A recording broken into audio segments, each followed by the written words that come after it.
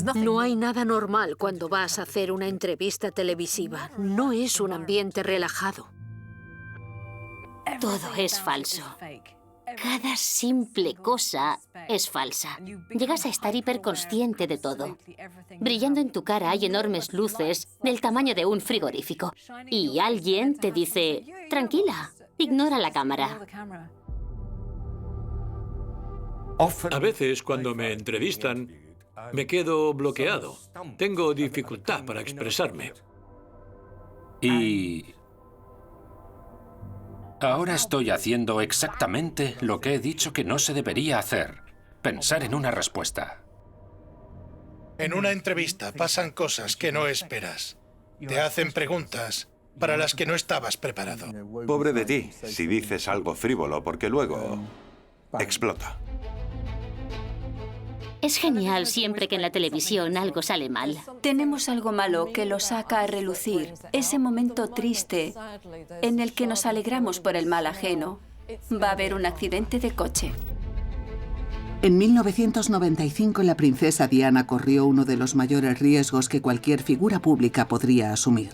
Su Alteza Real, ¿estaba preparada para soportar las presiones que recibiría al convertirse en miembro de la familia real?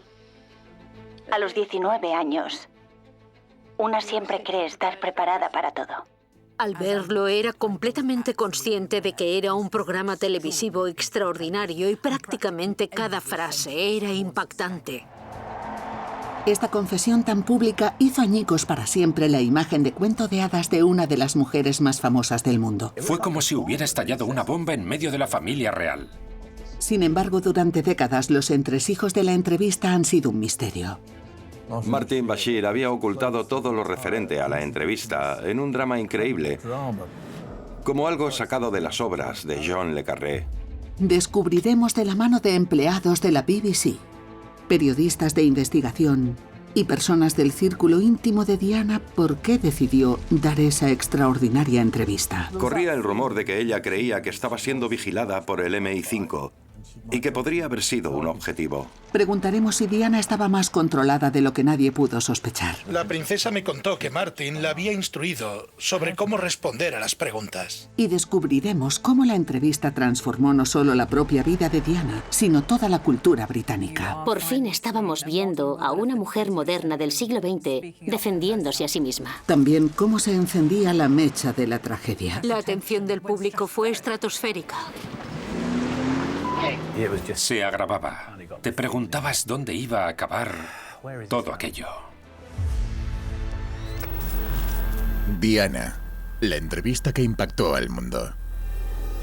La princesa ha empezado el día con una visita a un gimnasio del oeste de Londres. Parece estar alegre, impasible por la tormenta que se ha desatado con su entrevista. Una tormenta que ha creado incluso más interés de lo normal en ella. Creo que es una ingenua, porque no tiene necesidad de... Parecía una joven triste en muchos aspectos. Confusa, muy confusa. Quisiera ser reina de corazones, reinar en el corazón de la gente. Pero no me veo como reina de este país. Vi a la princesa un año después de la entrevista de Panorama y me dijo que nunca debería haber dicho reina de corazones. No lo decía en serio, fue algo trivial. No creo que hubiera pensado exactamente las consecuencias de muchas de las cosas que dijo. No lo creo. Ella era completamente consciente de lo que estaba haciendo. Entró en la familia real como una pequeña, preciosa y ruborizada novia adolescente, pero maduró hasta convertirse en todo lo contrario. Alguien muy fuerte, y creo que la entrevista de Panorama fue una señal de ello. Fue una decisión muy inteligente por parte de Diana explicar su versión de la historia. La explosión de esa entrevista fue el resultado de las frustraciones que habían ido creciendo en Diana a lo largo de más de una década.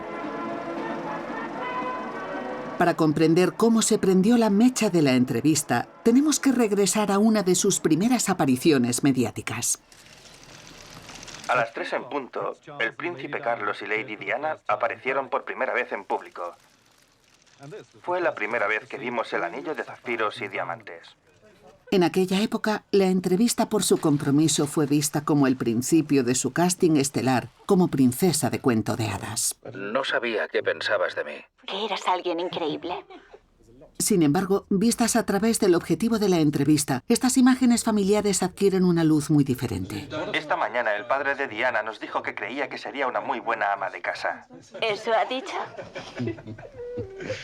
Ya veremos. Bien, listo. Toma 1. Me llamo Vidisha y soy directora de cine y periodista. Cuando veo entrevistas tempranas de Diana, veo una mujer inteligente que está luchando con su papel y con el puro menosprecio que muchos entrevistadores le manifiestan con sus sonrisitas. Me sorprende lo valiente que has sido aceptándome. Y supongo que por aceptar su amor. Por supuesto. Lo que sea que ese amor signifique. Interprételo como quiera. Si como mujer estás viendo el programa, intuyes el peligro. Huye, huye. Me llamo Dicky Arbiter. Soy ex portavoz del Palacio de Buckingham y ahora comentarista de la Casa Real. Creo que para el príncipe de Gales era un poco vergonzoso decir que sí, que estaba enamorado. No puedes culparle por decir lo que dijo, dado el hecho de que no son educados para expresar emociones. Resultó que tenía una aventura en toda regla con otra persona.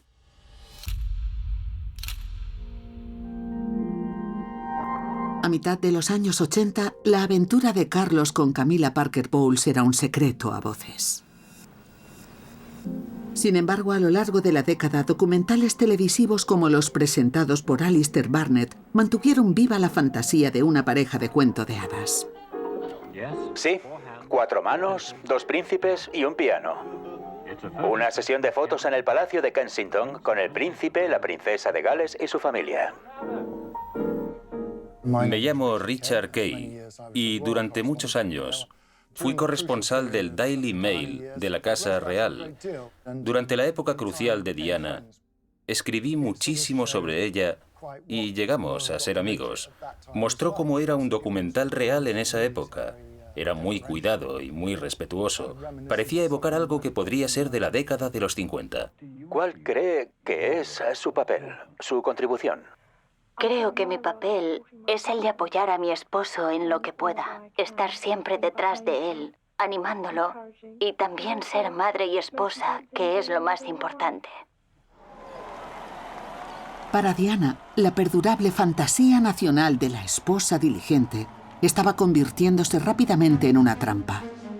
Y en junio de 1992 trató por primera vez de ser libre. Faltan 24 horas para que salga a la venta el libro que asegura exponer serias desavenencias en su matrimonio. Al trabajar con el escritor Andrew Morton a través de un intermediario, Diana mantuvo en secreto su propia implicación en esta revelación de su triste matrimonio. Sin embargo, al aparecer sospechas sobre su complicidad, la furia llegó a palacio. La opinión de la reina es que no se deben expresar sentimientos públicamente porque formas parte de la monarquía. Debería estar por encima de todo. Lejos de liberarla, el libro de Andrew Morton simplemente apretó sus cadenas. Esperaba que el libro de Andrew Morton la rescatara, pero no lo hizo, porque la Casa Real cerró las puertas.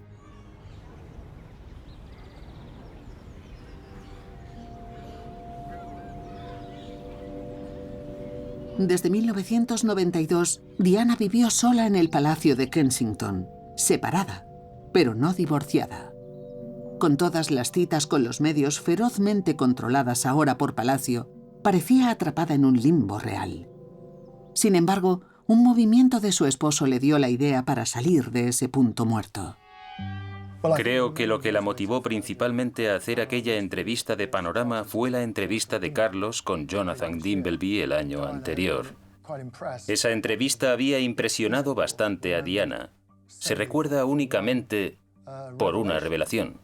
¿Trató de ser fiel y honesto con su esposa cuando aceptó el voto del matrimonio?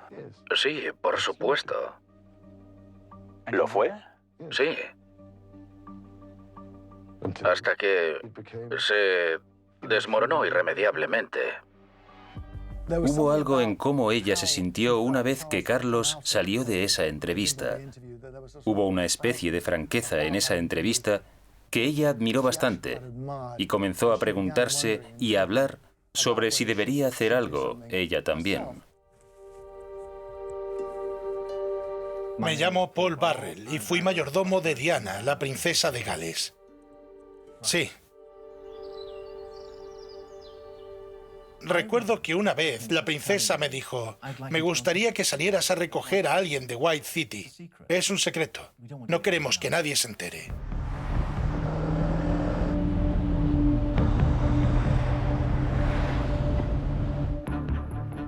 Recuerdo haber ido en mi coche a recoger a Martin Bashir. Él se tumbó en el asiento trasero del coche y le cubrí con una manta. Nadie sabía que Martin Bashir estaba visitando a Diana, princesa de Gales, y tenía que seguir siendo un secreto. Era como un crío saltando las escaleras del Palacio de Kensington. Para él era muy emocionante. Por aquel entonces pensé que la princesa tenía muy pocos amigos y que había conseguido uno dentro de la BBC. Alguien que le daría consejos sobre los medios. No pensé nunca que esa amistad se convertiría en una gran entrevista. En 1995, cada movimiento de Diana era observado por los consejeros de la Casa Real con miedo a que pudiera de nuevo declarar en contra del futuro rey. Ese verano ya había aparecido una pequeña grieta en la fortaleza que el servicio de prensa real había diseñado para evitar el escándalo. Me llamo Richard Eyre y a principios de los años 90 era el director de política editorial de la BBC. Mantenía reuniones regulares con el editor de Panorama. Creo que esto pasó a principios del verano de 1995. Teníamos una reunión rutinaria y estábamos repasando algunas ideas para el programa. Steve se levantó para irse y llegó a la puerta de mi despacho. Lo recuerdo bien. Entonces se volvió y dijo: «Ah, por cierto, ahora que estoy aquí debería decir esto de la princesa Diana». Y me contó que Martin Bashir, reportero de Panorama, pensaba que tenía oportunidad de reunirse con la princesa. Supongo que si hubiera que elegir qué reportero de Panorama tenía más posibilidades de conseguir una exclusiva en una escala mundial así, Martin hubiera sido probablemente la última persona en la que se hubiera pensado. Más importante, de hecho, voy a probar la primera tortilla de Leonard. Y aquí viene. Muy bien, muchas gracias. Martin Bashir era un pececito en el gran estanque de la BBC. Había participado como reportero en el programa Songs of Praise, pero no era muy conocido en aquella época. No sé quién era. ¿Quién era? Ni yo ni el editor de Panorama hubiéramos pensado que que hubiera una oportunidad de que ella nos concediera una entrevista.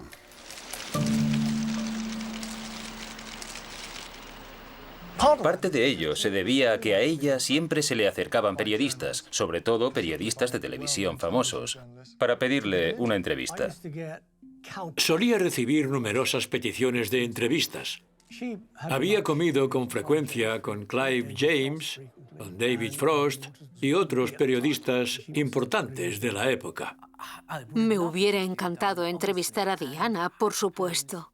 Supongo que, esperando que sucediera algún día, le escribí diciéndole: si alguna vez te apetece hablar de esto a cámara, aquí estoy yo. Estoy aquí. Diana podría haber decidido en privado que quería hacer algún tipo de documental televisivo. Pero ¿cómo venció Martin Bashir a sus rivales muchísimo más famosos y ganó el premio a la entrevista más deseada? Me llamo Chris Blackhart y era periodista y reportero de investigación del The Independent. Muy poco después de que apareciera la entrevista, la historia sobre la historia se hizo muy famosa. No faltó gente que sospechara de lo que había logrado Martin Bashir y sobre todo sus propios compañeros. Estuvimos en contacto con compañeros periodistas de la BBC y esta información me hizo pensar que las cosas podrían no ser lo que parecen. Según la investigación de Blackhart, Martin Bashir se había reunido inicialmente con el hermano de Diana, el conde de Spencer, para discutir ideas sobre un posible documental. Su tema, la vigilancia estatal de la familia real. El conde de Spencer sospechaba de los servicios de seguridad y de que iban a por él o de que le vigilaban a él y a su familia. Y a medida que Martin Bashir conocía a Charles Spencer, fue capaz de alimentar estas sospechas, dándose cuenta, según avanzaba, de que se estaba acercando cada vez más a un premio fantástico. Una entrevista con la princesa Diana. Según avanzan las conversaciones, Martin Bashir parece haber hecho una afirmación audaz. Martin Bashir estaba comentando a la gente que alguien dentro del MI5 le había dicho que la princesa estaba siendo vigilada, seguida, etc. Recuerdo que levanté las tablas del suelo buscando aparatos. Desatornillé teléfonos. La princesa siempre pensó que alguien había pinchado sus teléfonos. Siempre le pareció que la escuchaban. Nunca sabrás cuánto. Nunca lo sabrás. Lo sé, querida. El periódico The Sun afirma que esta cinta es auténtica y... Solo 3 años antes, The Sun había revelado la existencia de una grabación de una supuesta conversación telefónica entre Diana y su amigo íntimo, James Gilby. La grabación de la cinta fue casi sin duda hecha por uno de los servicios de seguridad y filtrada deliberadamente. El ministro del Interior refutó las acusaciones sobre la involucración del MI5 en... Nadie ha presentado la más mínima evidencia respaldando la repetida afirmación de que el MI5 o cualquier otra parte de los servicios de seguridad estuviera a favor de él. ¿Aprovechó Martin estos miedos y prejuicios que tenía Diana? Probablemente sí. Sinceramente, no hubiera sido muy difícil. El asunto se volvió más turbio cuando, tras la entrevista, se descubrió que Martin Bashir había producido un buen número de documentos falsos. La pregunta era, ¿por qué? Fue a ver a un artista gráfico, quien elaboró un extracto bancario de una cuenta de NatWest en Brighton, que aparentemente pertenecía al ex jefe de seguridad del conde de Spencer, Alan Waller. El extracto mostraba un pago de una misteriosa empresa en un paraíso fiscal. Se sospechó que Bashir podría haber creado esos documentos falsos para alimentar los temores de la princesa y de su hermano, lo que a su vez llevaría a Diana a acceder a la entrevista. Parecía que Martin Bashir le estuviera diciendo a Charles Spencer que los servicios de seguridad estaban pagando a Alan Waller por información sobre él y sobre su hermana. Tras la entrevista, la BBC abrió una investigación. Al final no negaron que los extractos hubieran sido creados. No lo negaron, pero dijeron que estaban satisfechos de no haber asegurado la entrevista. No se la habían mostrado a Diana y tampoco la habían asegurado. Con las negativas de Martin Bashir y aparentemente de la propia Diana confirmando que no había visto los documentos falsos, Bashir fue absuelto. En cuanto a la explicación de la BBC de por qué se crearon los documentos, no convenció a todos. Me temo que muchos de nosotros nos burlamos en aquel momento. ¿Por qué llegarías hasta tal punto? ¿Por qué te complicarías tanto como para crear un extracto bancario? Algo tan serio. Sin embargo, muchos creen que fue otro elemento de la estrategia de Bashir, el factor más importante para asegurar la entrevista. La Diana que conocí quería hacer ese programa. Iba a hacerlo, tanto si le habían mostrado un documento falso como si no. La discreción era la clave. Martin no estaba preparado para seguir los trámites aceptados generalmente para conseguir una entrevista real. Creo que la princesa opinaba que si un periodista entraba por la puerta principal del Palacio de Buckingham, es decir, siguiendo los procedimientos establecidos por la oficina de prensa para pedir una entrevista con ella, esa petición nunca le llegaría. Los acercamientos de entrevistadores de perfil alto que se sometieron a ese filtro del Servicio Oficial de Prensa de Palacio nunca tuvieron éxito. Por supuesto, Martin era un secreto. Nadie le conocía, y esa era su gran ventaja. No había pasado el procedimiento normal a través de la oficina del secretario real. Él no era famoso. Solo había una persona famosa en la entrevista y esa era Diana. Era importante que si iba a dar una entrevista, y eso es lo que sucedió con Panorama, fuera con un desconocido comparable. Tras semanas de reuniones secretas con Diana, las negociaciones de Bashir al fin dieron frutos. De repente, el proyecto tomó forma rápidamente a finales de octubre. lo que me llevó a redactar el único documento escrito que hay de todas nuestras conversaciones. Steve Hewlett y uno de sus reporteros, es decir, Martin Bashir, vinieron a verme para hablar de un proyecto del que llevamos conversando ya varios meses. El resultado de esa reunión fue que debemos avanzar a toda máquina. Siento ser tan ambiguo. Escribo al final de este escrito. El consentimiento de Diana a la entrevista tenía una condición decisiva. No debe saberlo el Palacio de Buckingham. Lo que ella dijo no fue que no daría la entrevista, sino que si la noticia se filtraba, estaba segura de que Palacio encontraría la manera de detener la entrevista. Trabajamos con la base de, va a sonar un poco tonto, pero de dar información solo a los que necesiten saberla.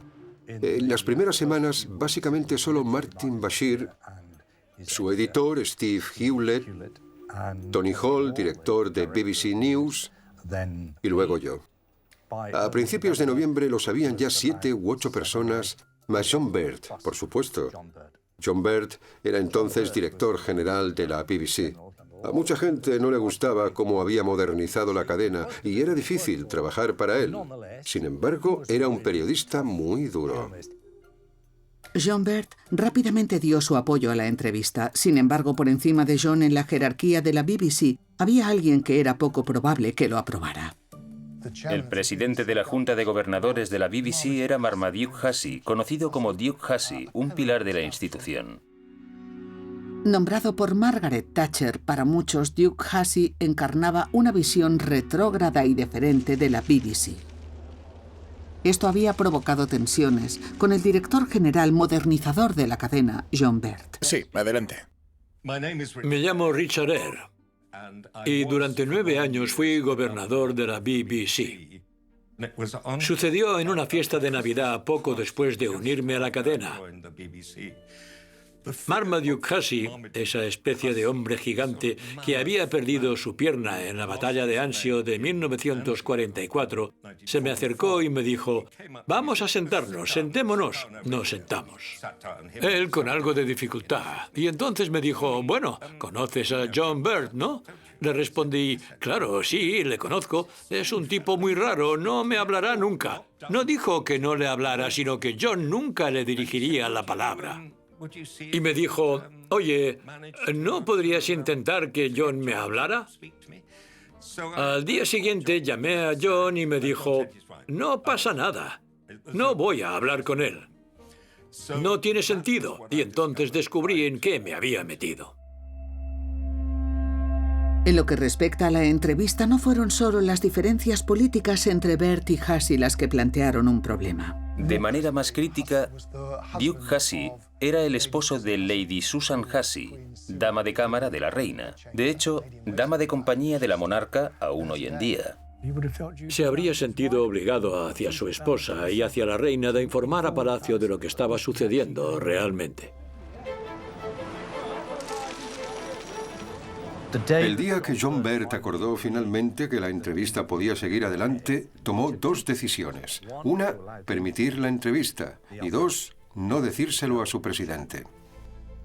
Echó a perder las relaciones entre Baird y Hussey, que de todos modos no eran buenas, pero las echó a perder de forma irrevocable. Fue un momento muy importante para la BBC, trascendental en el desarrollo de su historia. Una declaración de su independencia. Era la forma más demostrable en la que la BBC podía decir: transmitimos programas que el público debería tener derecho a ver y oír.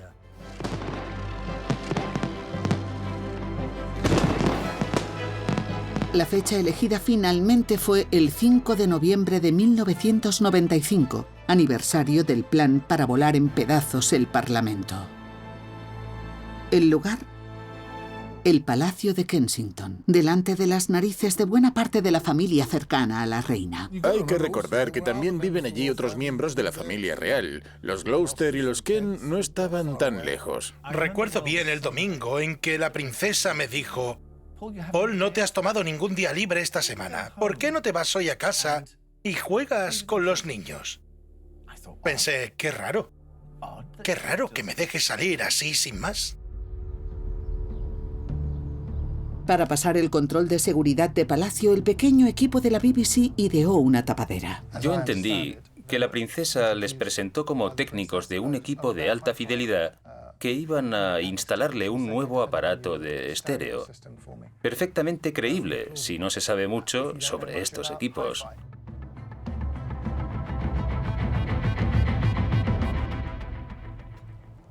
Para garantizar la discreción, el equipo que entró al Palacio de Kensington era solo de 3 personas.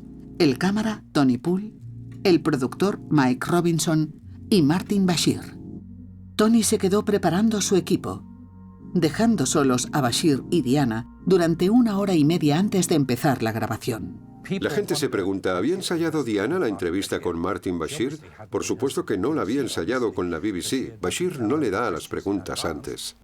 Pero hay quien tiene una opinión diferente. Lo habían ensayado.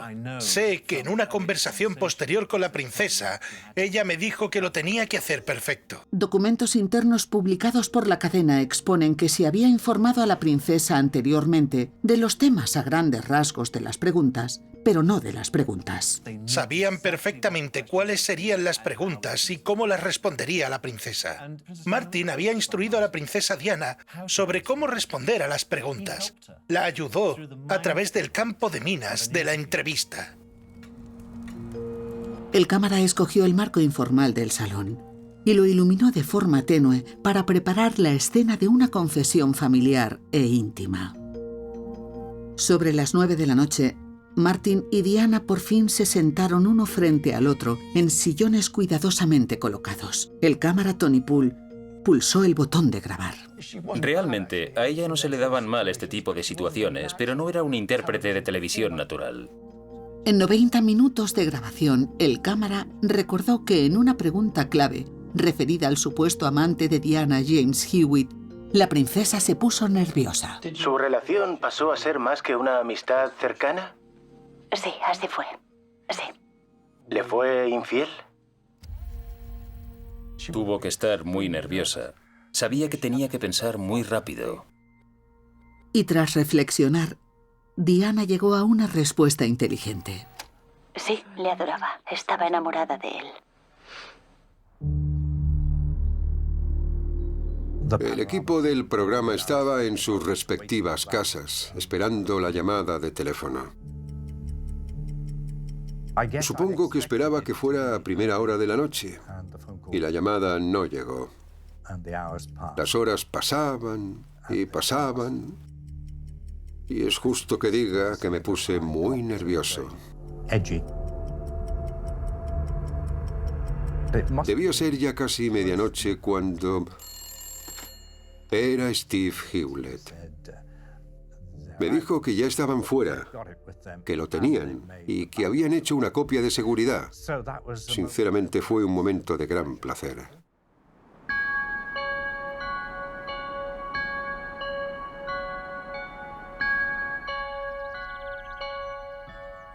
A la mañana siguiente, llegué al Palacio de Kensington, entré al salón y pensé, qué raro, esta silla no es de esta sala. Además, habían movido los sofás, porque veía que las ruedecitas habían hecho marcas en la alfombra. Entonces le dije a la princesa, ¿por qué se han movido los muebles del salón? Estuve haciendo ejercicio con Jenny y movimos los muebles para poder ejercitarnos. ¿De verdad? Sí. ¿Acaso dudas de mí? No. No hay ninguna razón.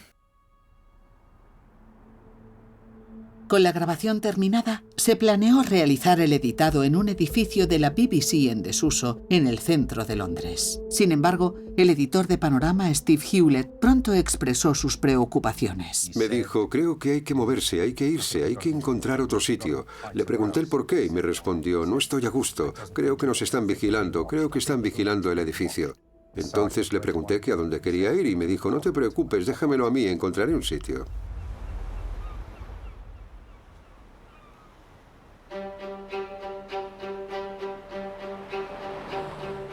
Me llamaron diciendo que había un trabajo de edición en Eastbourne, pero no me podían decir de qué se trataba exactamente y que lo descubriría cuando llegara.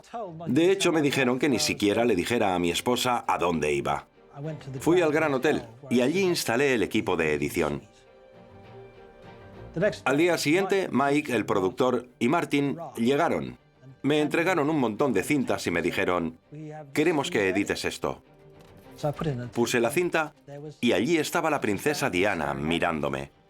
Su Alteza Real, ¿estaba preparada para soportar las presiones que recibiría al convertirse en miembro de la familia real? A los 19 años, una siempre cree estar preparada para todo. Fue simplemente increíble tenerla delante de mí en una entrevista. Creo firmemente que siempre se debe confundir al enemigo. Nunca me hubiera imaginado que ella diría esas cosas y fuera tan honesta sobre temas como el príncipe Carlos, el matrimonio. De acuerdo a algunos artículos de prensa, la situación se ha vuelto tan difícil que trató de hacerse daño. ¿Es eso cierto? Cuando nadie te escucha o sientes que nadie te escucha, empiezan a pasar todo tipo de cosas. Era una lista de cosas que sentía que habían estado reprimidas dentro de ella durante mucho tiempo y que quería compartir con todos nosotros. O quizás clavar el cuchillo, depende de qué manera se mire en realidad.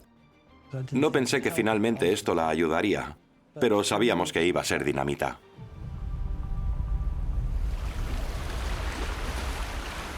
Unos días más tarde, el montaje estaba listo para hacer un primer visionado entre ejecutivos de la cadena.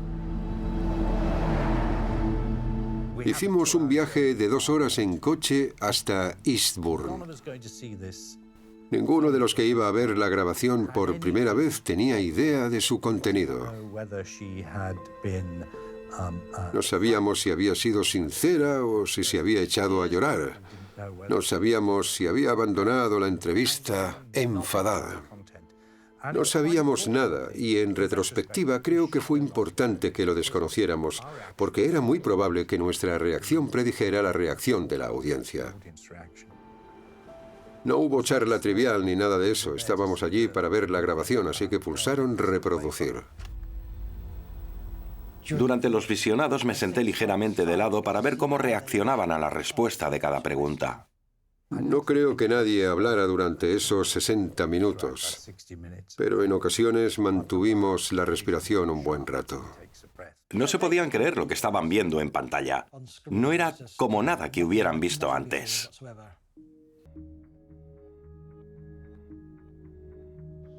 ¿Cree que el príncipe de Gales será rey algún día? No creo que ninguno de nosotros sepa la respuesta a esa pregunta. Por supuesto, es una pregunta que está en la cabeza de todos. Pero quién sabe lo que deparará el destino y qué circunstancias provocará. La idea de que la línea de sucesión saltara por completo a Carlos quería decir que esta entrevista podría sacudir la monarquía. Claramente iba a ser muy embarazosa para la familia real, para su heredero al trono, el futuro rey. Por supuesto que era una amenaza. Sí, para toda la monarquía. Las actas de una reunión de la BBC obtenidas gracias a la Ley de Libertad de Información revelan que se dejó poco material sin usar. De todos modos, se ha especulado durante mucho tiempo sobre lo que podría haberse cortado. Había una pregunta relacionada con la reina madre. Quizás era un poco despectiva. Creo que era bien sabido que quizás no se llevaban muy bien. Creo que ella sentía que no tenía el apoyo que necesitaba. Obviamente la reina madre era una persona querida en el país, por lo que criticarla un poco no parecía ser lo correcto en ese momento. No estoy aquí sentada con resentimiento, estoy sentada con tristeza porque este matrimonio no ha funcionado. La BBC nunca publicó las imágenes sin editar de la entrevista, incluidos los comentarios de Diana sobre la reina madre. Sin embargo, incluso eliminando ese contenido de la emisión final, la entrevista siguió siendo explosiva. Su Alteza Real, muchas gracias. Ha estado bien, ¿no? Llevaba mucho tiempo sin verlo. Cuando acabó la entrevista, el director de BBC News y yo cruzamos la calle y hablamos sobre el programa. No dijimos nada hasta estar en el paseo marítimo apoyados en la barandilla. Creo que fui yo quien habló primero. Le dije, este programa va a significar o bien el final de la BBC, o el final de la familia real, o quizás ambos.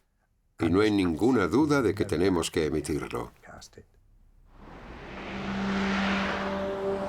Una vez el programa estuvo listo, era muy importante que lo emitiéramos rápidamente, porque con el tiempo todo se filtra. Ya habíamos acordado al principio que sería la princesa quien diera la noticia a Palacio.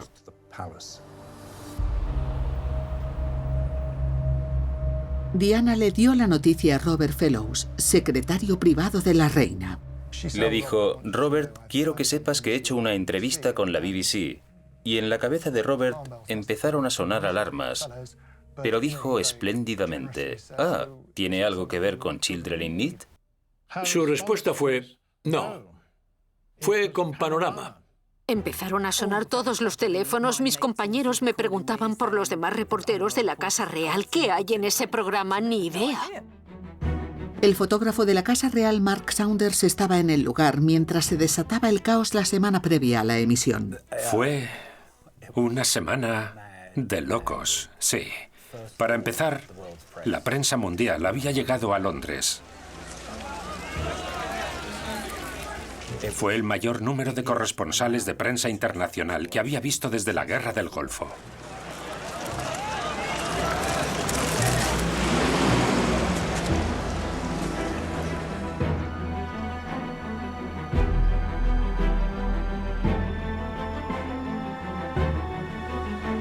Con la espera casi a punto de terminar, los hogares de todo el país se prepararon para el escándalo. Había habido mucha expectación los días anteriores. Había titulares para despertar el interés público, para poner frenética a la multitud. 23 millones de personas iban a sintonizarla y escuchar su versión de la historia. Estaba nerviosa, muy inquieta por ver la reacción de la gente. Pero en todo momento, Bashir la tranquilizaba diciendo que había hecho lo correcto y que el programa tendría el impacto deseado que ella quería. Me imagino que estaría recluida con expectación y quizás ansiedad. Hay que recordar que la gente lo veía hasta en los pubs. Fue un evento masivo. Y, sin embargo, no puedes controlar las reacciones de otras personas, por lo que es como si pendiera de un hilo la opinión de todo el país sobre ti. Y siempre se reduce a si crees a la mujer o no.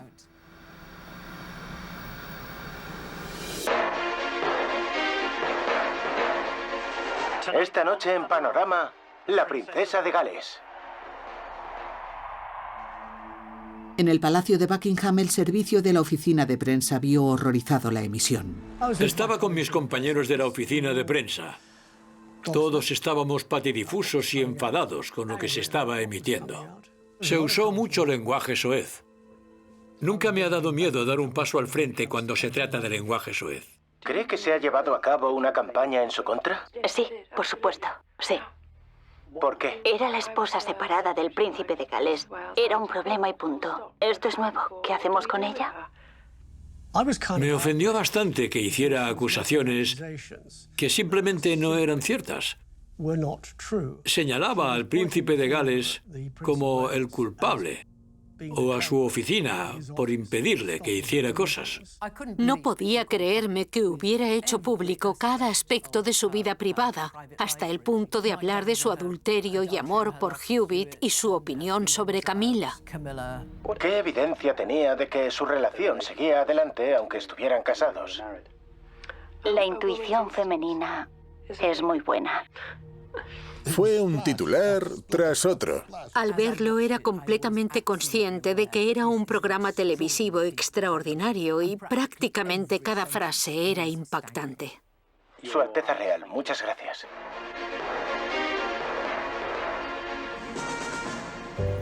En la BBC, el equipo de noticias se reunió para celebrar su triunfo.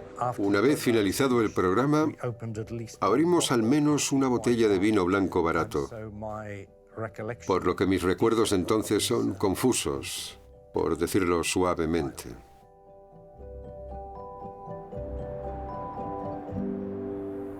Tras la entrevista a Diana, hay una reacción inmediata. Con razón, Newsnight dedica todo su programa a la entrevista sensacionalista. Es un buen amigo del príncipe Carlos. Presuntamente iba a ver la entrevista esta noche. ¿Qué cree que pensará de ella? No tengo ni idea y claramente no podría hablar por el príncipe de Gales, pero en mi opinión, como espectador interesado, buena parte de ella ha sido terriblemente vergonzosa. Aún a día de hoy me da escalofríos porque la reacción inmediata de muchos comentaristas de la institución era completamente del medievo. Es una muestra de un estado avanzado de paranoia. ¿Es todo invención suya? No tengo ni idea, pero a mí me parece una muestra de un estado avanzado de paranoia. Si quieres criticar a una mujer, di que está loca. Es una acusación muy poderosa. Y no hay forma de defenderse de ella, porque si dices que no lo estás, que no es cierto, te ves como una loca. No tengo ninguna duda de que mucha gente escuchó el comentario de Nicholas Holmes y pensó, sí, está loca y paranoica. Es mi excusa para odiarla aún más, de una forma muy clásica que no ha cambiado desde la antigüedad. La mayor parte de la cobertura se centró en lo que reveló Diana, sobre todo en su reconocimiento del adulterio, que provocó reacciones en el público británico. Diana estaba enfadada por haber mencionado a James Hewitt, porque no creo que hubiera predicho que iba a ser la historia más fuerte para los tabloides y quería una respuesta mucho más pulida para la entrevista. La prensa fue casi uniformemente hostil con Diana. Al hablar con ella, tuve la sensación de que se preguntaba si lo había calculado mal. Recuerdo que la princesa me dijo, ¿y qué dirá la reina de esto? Verá los efectos colaterales. No mucho después estaba comiendo con la reina cuando me dijo espontáneamente, ¿cómo va todo en la BBC? Y le respondí, oh, pues bien, sí. Me dijo, es espantoso. Lo que hizo mi nuera es espantoso. Los problemas del matrimonio de Carlos y Diana habían creado un clima sombrío en la familia real. Ahora la reina ha decidido llevar todo el asunto a un punto crítico y les ha aconsejado que se divorcien. En la entrevista, Diana había expresado claramente que ella no deseaba eso. ¿Usted quiere el divorcio? No, no quiero. ¿Por qué? ¿No resolvería eso todo? ¿Por qué resolvería eso todo? Su mayor temor era que le quitaran a sus hijos. Ella dijo que iban a hacer eso, que iban a intentar quitarle a sus hijos. La reina les envió una carta a ambos, a Carlos y a Diana, diciendo, ya basta, id a un abogado y empezad con los procedimientos de divorcio. Ese fue el precio que pagó por la entrevista de Panorama.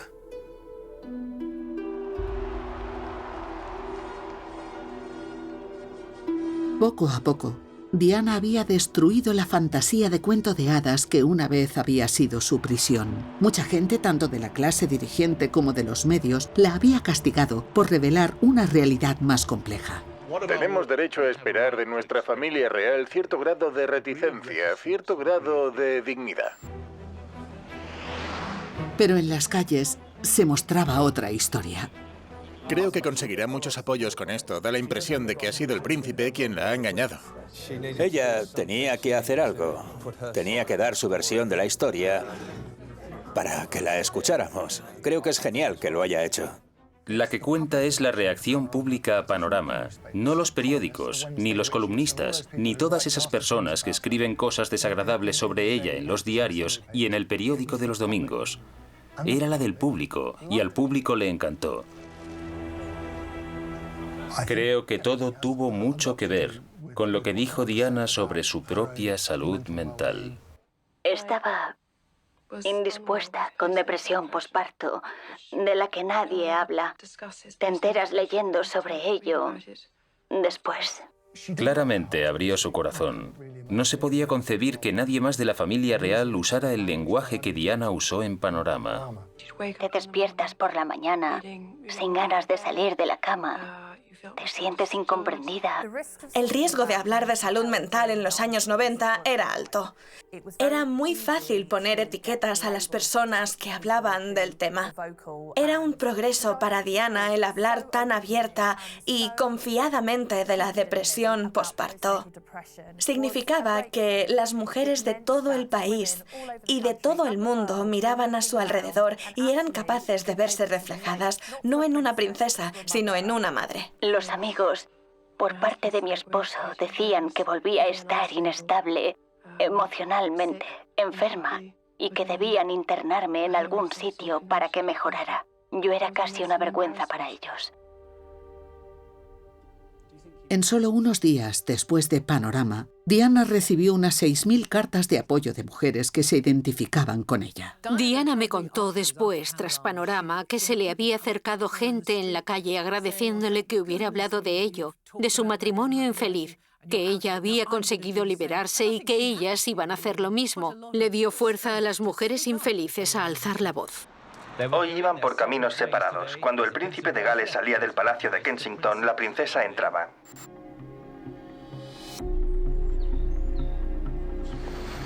El matrimonio ya es historia. Es el final. Sí, es el final.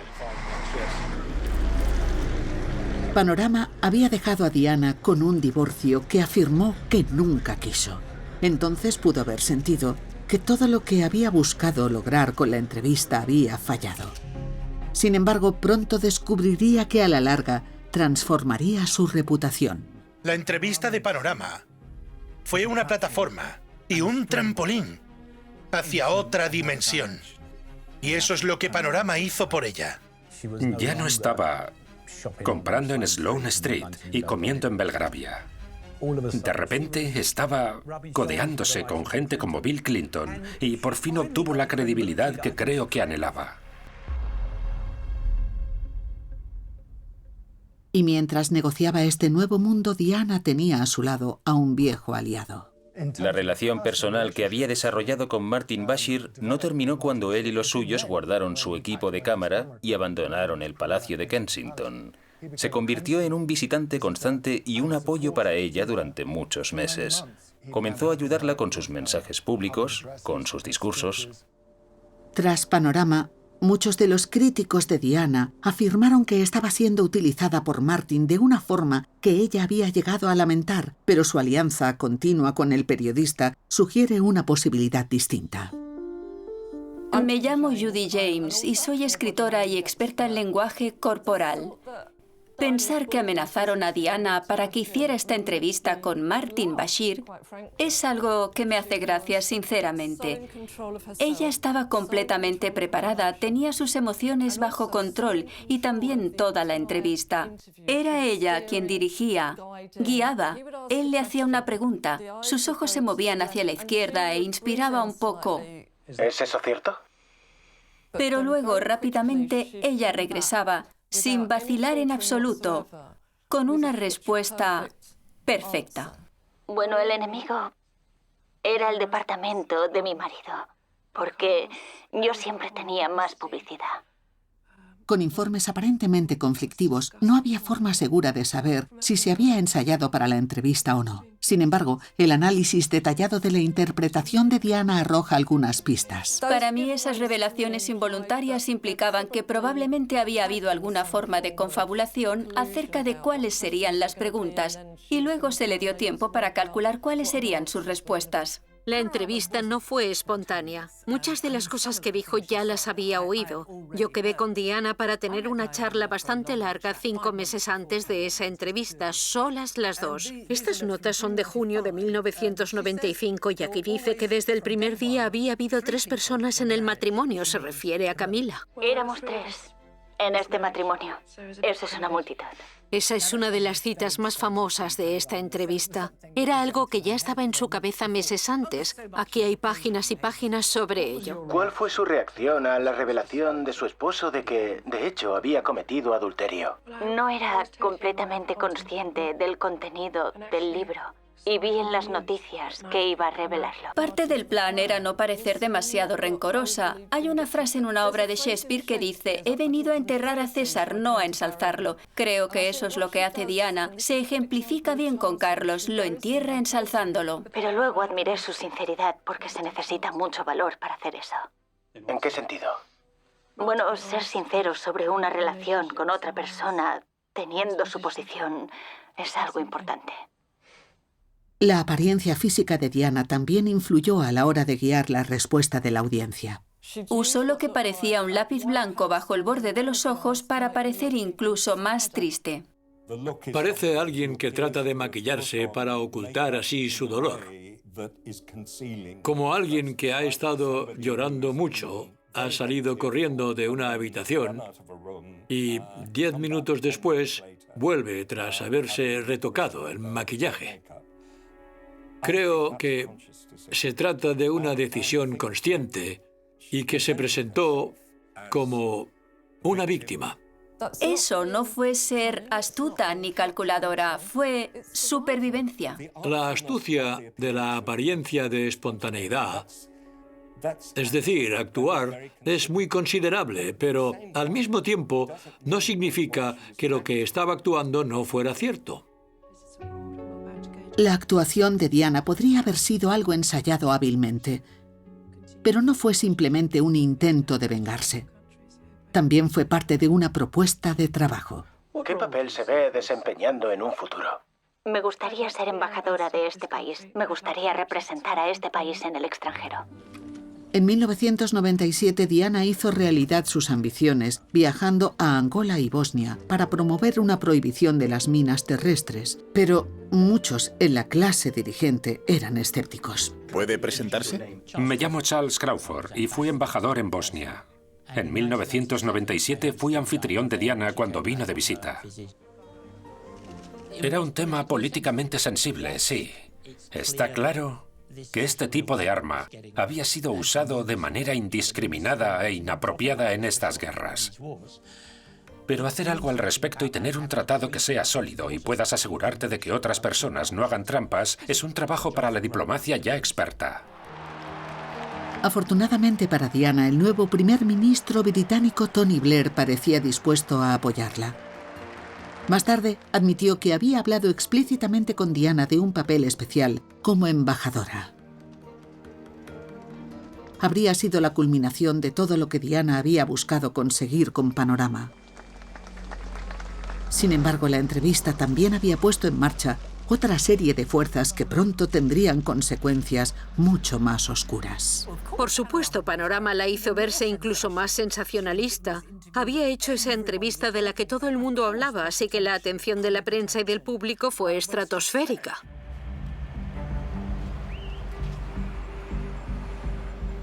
Nunca sé dónde puede haber un objetivo. Un día normal vuelvo a mi coche y me encuentro a 6 fotógrafos independientes asaltándome.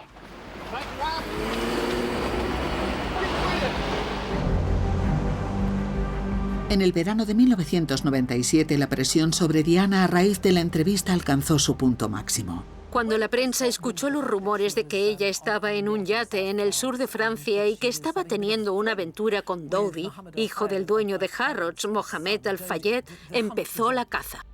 En pocas palabras, fue cobertura mediática excesiva. Cada uno de esos 44 días con masiva cobertura de prensa. Se agravaba. Te preguntabas dónde iba a acabar aquello.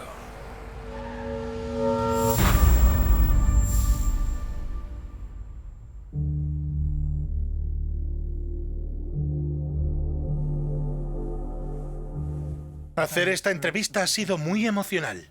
No me lo esperaba. La gente no entiende lo difícil que es hacer una entrevista. Lo difícil que es proyectarte a ti mismo y tus emociones a través de esa pequeña caja cuadrada. Supongo que, en sentido religioso, es como una confesión. Eres consciente de que está siendo grabado todo lo que estás diciendo y se va a quedar ahí, para la posteridad.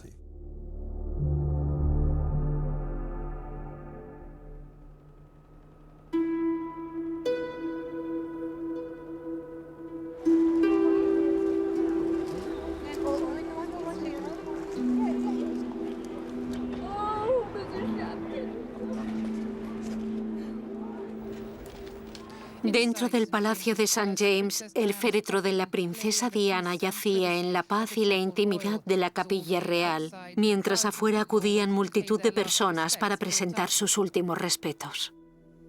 ¿Jugó un papel importante la entrevista de Panorama en la respuesta del público a su muerte? Indiscutiblemente sí. Creo que fue víctima de la fama y que la superó. Fue un buen ejemplo para muchas personas.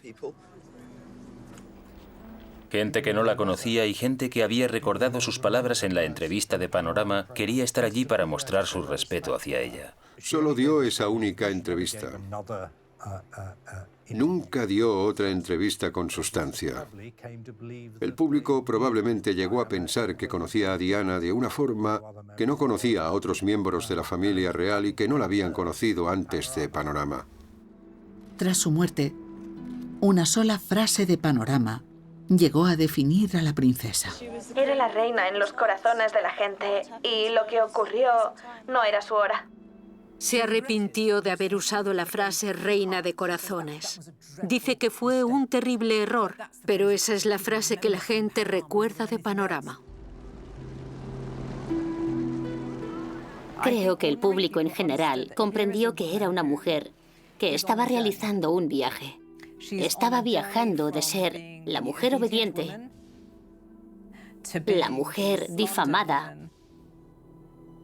a ser lo que debería haber sido, la mujer que se había realizado y hecho a sí misma. Y su muerte interrumpió esa historia.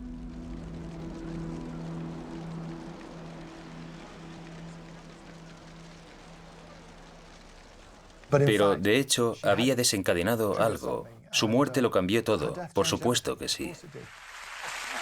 Demos la bienvenida a Gary Barlow. La entrevista de la princesa Diana fue un verdadero hito en muchos sentidos. En la siguiente generación, nadie se ríe al hablar de salud mental. Engordé mucho entonces y pasé por una gran depresión. Al principio echas un vistazo atrás a esa época y piensas, en realidad todo estaba bien, pero luego vuelves a mirarlo y ves que había muchos problemas graves. No es de débiles hablar de tus sentimientos. De hecho, es de fuertes. Está visto como algo que los famosos deberían estar haciendo y de hecho sospechamos de las personas que no se comportan como la princesa Diana. Dame un abrazo. Oh, gracias, gracias. Sí, yo también. Con la salud mental siempre ha existido un poco de estigma, ¿no? Y ahora todos hablan de ella. ¿Por qué? Porque Guillermo y Harry hablaron de ella. Hemos visto una y otra vez que los problemas de salud mental sin resolver forman parte de algunos de nuestros mayores desafíos sociales. ¿Por qué Guillermo y Harry han hecho eso? Porque ella lo hizo primero. Eso fue lo que dijo realmente en Panorama. Hago las cosas de forma diferente porque no sigo las tradiciones. Me guío por el corazón, no por la cabeza. A ambos nos gusta estar conectados emocionalmente y por palabras, pero ahora... Si quieres ser cruel con esa situación, puedes decir, oh, bueno, es que es muy íntimo y somos todos millennials frágiles que se ofenden fácilmente y no podemos hablar sobre nada sin hablar de cómo sufrimos. La gente se está ofendiendo por todo. Es demasiado susceptible, demasiado fácil de ofender. Que se calmen de una vez. Los sentimientos son muy importantes. Pero pensar y ser un poco disciplinado, duro, sabio, comedido e inteligente también es parte de ellos. Es fácil mirar a este mundo más tolerante que tenemos ahora y pensar que siempre fue así, pero no. He tenido pensamientos suicidas en el pasado. Sí, lo pensé, sí. Hablar es muy bueno y te ayuda a superar muchísimas cosas. Pero también existe la posibilidad de que las personas den un paso al frente, asegurando ser víctimas, cuando en realidad, según la experiencia histórica, no tienen nada de qué quejarse. Debemos defender lo que es correcto. Creo que ser sincero sobre las cosas buenas y las malas está muy bien. Todas las cosas por las que nos reíamos de la princesa Diana en 1995 se han convertido verdaderamente en la norma. Dirá algo bueno para las personas que van a crecer en un mundo mucho más articulado emocionalmente.